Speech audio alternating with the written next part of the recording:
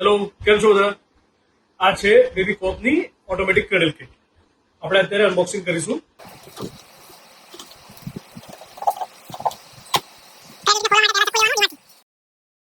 ખોલ્યા પછી તમને અંદરથી 3 વસ્તુ મળશે. આ છે આનું મેઇન હુક મોટર સાથે. આ છે આનું સેકન્ડરી હુક અને આ છે એડાપ્ટર. તો આને ખોલ્યા પછી રેપર ખોલ્યા પછી આ કંઈક આવું લાગશે. આ છે આપણું મેઇન હુક. આ મોટર સાથે કનેક્ટેડ છે. આ આપણું પ્રાઇમરી સોર્સ છે. આ આપણું એડેપ્ટર જે આનાથી કનેક્ટ થશે અહીંયા પાછળ. અને જ્યારે તમે આ ખોલો ત્યારે તમને એક QR કોડ દેખાશે. અને સ્કેન કરશો તો તમને એક વેબ પેજ પર લઈ જશે. ત્યાં આગળ તમને આ અનબોક્સિંગનો વિડીયો મળશે, બીજા આવા ઘણા બધા કન્ટેન્ટ મળશે જે તમારે જરૂર હશે. આની અંદર પહેલા એક નોબ હશે ઉપર. આ નોબ સાથે સાથે અંદર 4 વોશર હશે.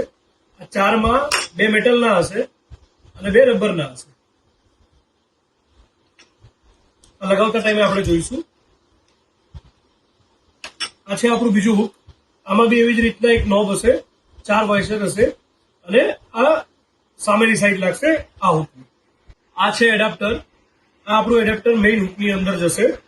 અહીંયા આની અંદર જો આપણે જોઈએ તો તમને સ્પીડના સેટિંગ દેખાશે. આ કલર કોડેડ છે. 1 થી 7 કિલોનું જો બાળક હોય તો ગ્રીન ઝોનમાં રાખવાનું. 8 થી 15 કિલોનું બાળક હોય તો ઓરેન્જમાં. 16 થી 20 નું હોય તો બ્લુમાં. હવે અમુક વાર કેવું થાય કે અમુક બાળક થોડાક હેલ્ધી હોય તો એ ટાઈમે તમે એને ચેન્જ કરી શકો છો. પણ કોઈ પણ સેટિંગ આપણે જે અહીંયા ચેન્જ કરીએ ને તો આ ચેન્જ કરી 10 સેકન્ડ રાહ જોવાની. તમારી સ્પીડ આવતા વાર લાગે એટલે 10 સેકન્ડ તમે થોડીક વેઇટ કરો તો તમારી સ્પીડ ત્યાં આવી જાય. પછી તમે આ ઝોનમાં જાઓ તો એ થોડીક 5-10 સેકન્ડ જેવી રાહ જોવાની એટલે તમે એ ઝોનની તમને સ્પીડ દેખાશે. આમાં રેડમાં તમારે જ્યારે બાળકનું વજન વધારે હોય અને તમારે હજુ જો થોડી સ્પીડ જોઈતી હોય, અમુક બાળકને આદત હોય વધારે સ્પીડે સૂઈ રહેવાની, તો તમે કરી શકો છો. પણ રેડમાં ધીમે ધીમે આગળ વધવું, તમારી રીતે જોવાનું પરફોર્મન્સ કે આ ખરેખર સ્પીડ વધારે છે, એ બરાબર છે, કંટ્રોલેબલ છે કે નથી. આ આપણું ઘોડિયું છે. આમાં આ કિટ ગોળ પાઇપ વાળામાં, ચોરસ પાઇપ વાળામાં કાં તો પછી વુડનના ઘોડિયામાં બી આ લાગી જાય છે. આ પહેલા આપણે અને નોબને ખોલી લઈશું. નોબને ઓપન કર્યા પછી આ 4 વોશર આપણે કાઢી લઈશું. આમાંથી 2 મેટલનું એક નીચે જશે, એક રબરનું આવશે. એ જ્યારે નીચે જાય એને અહીંયા એક સાઈડ લગાવી દેવાનું. આ જ્યારે લાગી જાય એટલે ફરી એવી રીતે મેટલ અને રબરનું, પેલા રબરનું આવશે પછી આ મેટલનું એક વોશર આવશે.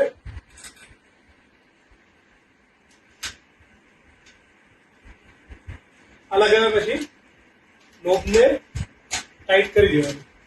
જ્યારે આપણે નોબને ટાઈટ કરીએ ઉપરથી, જો એ નોબ ઉપરથી ફૂલ્લી ટાઈટ ન થતો હોય તો તમે આ મેટલની જે સીટ છે, ડબ્બાને નહીં પકડવાનું પ્લાસ્ટિકનું, મેટલની જે સીટ છે એને પકડી અને તમે આવી રીતે ટાઈટ કરી શકો છો.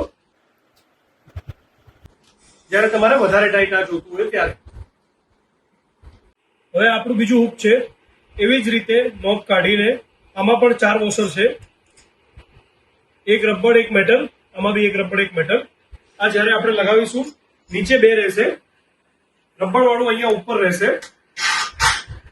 ઉપરથી પહેલા રબર વાળું આવશે અને પછી મેટલ વાળું આવશે.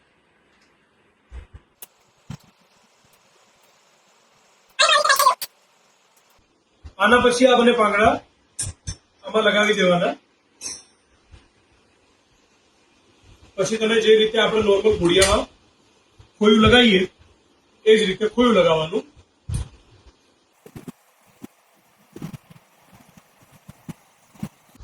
પછી આ એડાપ્ટર ઓપન કરી પછી તમારા બાળકને સુવાડીને અહીંયા એડાપ્ટર સ્ટાર્ટ કરવું. જેમ તમને સ્પીડ સેટિંગ સમજાવ્યા હતા, ગ્રીનમાં 1 થી 7 કિલો, 8 થી 15 કિલો અને 16 થી 20 કિલો માટે આ કલર. આપણે અત્યારે જે બાળક છે 10 કિલોનું છે.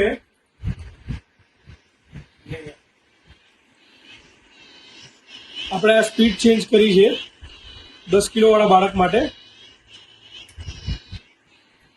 હવે તમે 10 સેકન્ડ ઓબ્ઝર્વ કરશો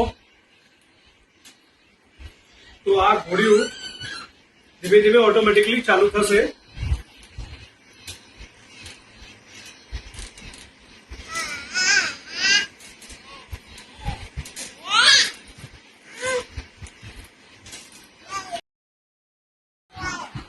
આમાં તમારે જો સ્પીડ વધારવી હોય તો એકવાર ધીમે ધીમે ચેક કરવાની કે આ સ્પીડ આપણે જરૂર છે કે નહીં. આ સ્પીડ જો ધીમેથી વધી છે એના પછી 10 સેકન્ડ રાહ જોઈએ આ સ્પીડ કેટલી વધે છે.